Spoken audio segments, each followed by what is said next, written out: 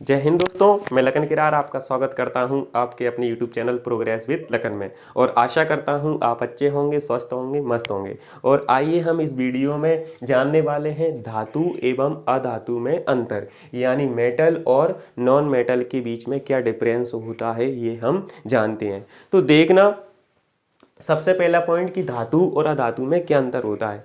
धातुएं कैसी होती हैं? धातुएं चमकीली होती है, धातुएं चमकीली होती हैं, जबकि अधातुएं चमकीली नहीं होती हैं। आप देखना, जैसे अगर किसी धातु को देखना और उसको जो रेगमाल का जो पत्ता आता है उसको से घिसना है ना, जब आप उसको घिसेंगे ना धातुओं को, तो कैसी दिखती हैं? वो चमकीली दिखाई देंगी। इसलिए धातुएं कैसी होती हैं? चमकीली होती हैं, और अधातुएं चमकीली नहीं होती हैं। और एक क्वेश्चन ये भी याद रखना कि अधातुओं में एक अपवाद होता है आयोडीन, जो कैसा होता है? चमकीला होता है। अदरवाइज सभी जो अधातुएं होती हैं वो कैसी होती हैं? चमकीली नहीं होती है, यानी उनमें जो चमक का एक गुण होता है वो नहीं पाया जाता है। आशा करता हूँ आपको पहला पॉइंट समझ में आया होगा। अब हम देखते हैं दूसरा पॉइंट क्या है। धातुएं कठोर होती हैं। धातुएं कैसे होती हैं? धातुएं कठोर होती हैं, जबकि अधातुएं भंगुर होती हैं। अधातुएं कैसी होती हैं? भंगुर होती हैं, यानी इनमें बहुत ज़्यादा कठोर का गुण नहीं होता है ना। धातुओं की तुलना में कैसी होती हैं? अधातुएं थोड़ी भंगुर होती हैं, यानी ये आसानी से टूट भी जाती हैं। जबकि धातुओं को आपने देखा होगा, कॉपर, गोल्ड, सिल्वर, इस प्रकार की धातुएं होती हैं वो कैसी होती हैं? कुछ कठोर धातुएं होती हैं, आयरन, है ना।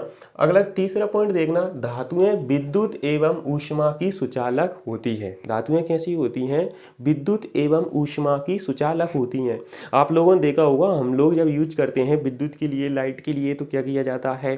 धातुओं का ही तो यूज करते हैं। कॉपर का लेते हैं, एल्यूमिनियम का तार लेकर आते हैं ना घर पे लगाने के लिए, डोरियों और जो वायर वगैरह होते हैं उनमें क्यों लाते हैं? क्योंकि वो विद्युत एवं ऊष्मा की कैसी होती हैं? सुचालक होती हैं। यानी विद्युत की तो होती हैं, और ऊष्मा का कैसे उदाहरण समझें तो ऊष्मा का देखना कि जब हम कोई भी मान लेते हैं कि जब अगर हम कोई तार है, ये कैसा है? आयरन या लोहे का तार है, अगर मैं इसको एक साइड से अगर मैं करता हूँ तो धीरे धीरे इनमें संवहन की क्रिया के माध्यम से इसमें क्या हो जाता है? ऊष्मा का क्या होता है? सुचालक होती है, यानी ऊष्मा का भी इसमें संचालन होने लगता है। अगर हम यहाँ पे मोम रख देंगे और इधर गर्म करेंगे तो यहाँ मोम क्या होगी? पिघलने लगेगी, है ना। ये आप एग्जाम्पल और प्रयोग करके देख भी सकते हैं इसको। तो धातुएं कैसी होती हैं? विद्युत एवं ऊष्मा की सुचालक होती हैं, और अधातुएं विद्युत एवं ऊष्मा की कुचालक होती हैं। अधातुएं कैसी होती हैं? विद्युत एवं ऊष्मा की कुचालक होती हैं। लकड़ी हुआ या अन्य अधातुएं होती हैं वो कैसी होती हैं? विद्युत एवं ऊष्मा की कुचालक होती हैं। लेकिन एक याद रखना, इसमें जो ग्रेफाइट होता है, कार्बन का एक अपर रूप, वो कैसा होता है? अधातु होते हुए भी वो विद्युत का सुचालक होता है। ये क्वेश्चन कभी कभी पूछ लेते हैं, तो इसको आप याद रखना। इसके बाद आइए हम देखते हैं फोर्थ पॉइंट। धातुओं में तन्यता एवं आघात वर्ध्यता का गुण पाया जाता है। आघात वर्ध्यता का गुण पाया जाता है।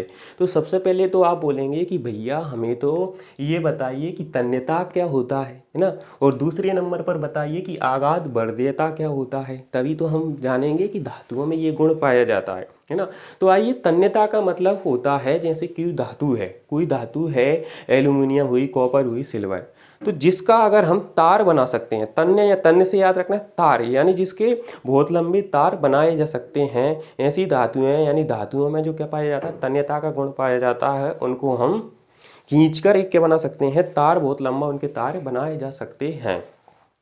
मैं आपको बता दूं, गोल्ड यानी जो सोना होता है, उसका मात्र बताते हैं कि 1 ग्राम गोल्ड से ही लगभग 1.5 से 2 किलोमीटर लंबाई का तार खींच सकते हैं, मतलब कि बना सकते हैं, है ना। तो और आघात वर्ध्यता क्या होता है? तो आघात वर्ध्यता का मतलब होता है, जैसे धातुओं को पीट पीट कर, है ना, पीट पीट कर क्या बनाना? उनकी चादर बनाना। पीट पीट कर एक प्रकार से चादर बनाना, यानी उनको पीट पीट कर बहुत फैलाकर उनको बनाया जा सकता है ना। आप लोग देख सकते हैं कि जो हम छतों का, कच्चे घरों में या जो घर वगैरह होते हैं उनमें जो लगा लेते हैं ना, छत के रूप में बनाते हैं, जो धातुओं की चादर आते हैं, टीन वगैरह इनको बोलते हैं ना, तो वो भी किससे बनाते हैं, धातुओं में गुण पाया जाता है, इसीलिए वो बनती हैं। इनको पीट पीट कर क्या बना सकते हैं हम, जिस उस गुण को ही क्या बोलते हैं, आघात बर्ध्यता बोलते हैं, जिसमें पीट पीट कर उनको एक चादर बनाई जा सकती है। तो आशा करता हूँ ये समझ में आया होगा।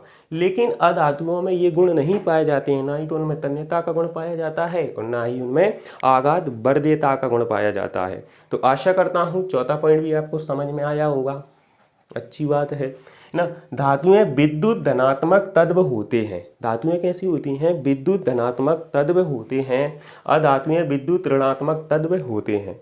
अब बोलेंगे भैया ये तो हमें ने पढ़ लिया है कि धनात्मक तत्व होते हैं, ऋणात्मक तत्व होते हैं, लेकिन हमें समझ नहीं आया है। तो देखना कैसे होते हैं धातुएं, कोई एक उदाहरण ले लेते हैं। जैसे देखना कि सोडियम है ना, सोडियम है, तो सोडियम का हम सब जानते हैं कि सोडियम का परमाणु क्रमांक होता है 11 है ना। तो इसको अष्टक पूर्ण करने के लिए 2, 8 और 1, ये आप जानते हैं 2, 8, 8।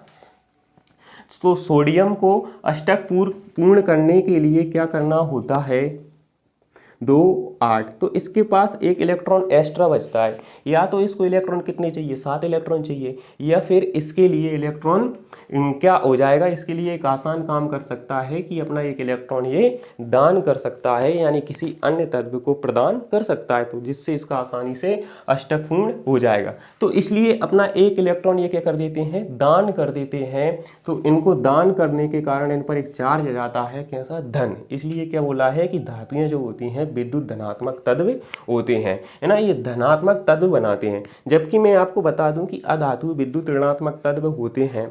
तो यहीं देखना कि जैसे Cl है ना, तो Cl का परमाणु क्रमांक कितना होता है, 17 होता है ना, 17 होता है। तो अगर हम इसका अष्टक देखेंगे 2, 8 और 7 ये होता है इसका। अगर हम इलेक्ट्रॉनिक विन्यास के अनुसार देखें तो 2, 8 और 7। तो लेकिन इसको अष्टक पूर्ण करने के लिए एक इलेक्ट्रॉन की आवश्यकता है। या तो इसे कारण 7 इलेक्ट्रॉन त्यागना होगा, या इसको एक इलेक्ट्रॉन ग्रहण करना होगा। तो इसके लिए क्या होता है कि एक इलेक्ट्रॉन ग्रहण करना आसान होता है।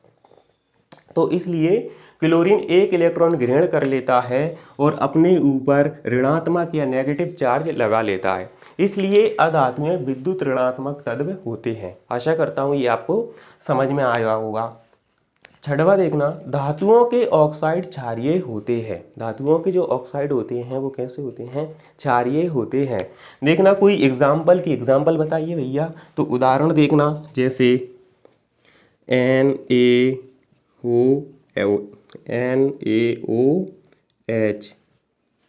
NaOH सोडियम हाइड्रोक्साइड बोलते हैं। तो ये क्या है, क्षारीय ऑक्साइड है ना। तो धातु है और इसका ऑक्साइड कैसा होता है, क्षारीय ऑक्साइड होते हैं। जबकि अधातुओं के ऑक्साइड कैसे होते हैं, अम्लीय होते हैं। जैसे कोई एग्जाम्पल देखते हैं, कोई उदाहरण देखते हैं, H2SO4। तो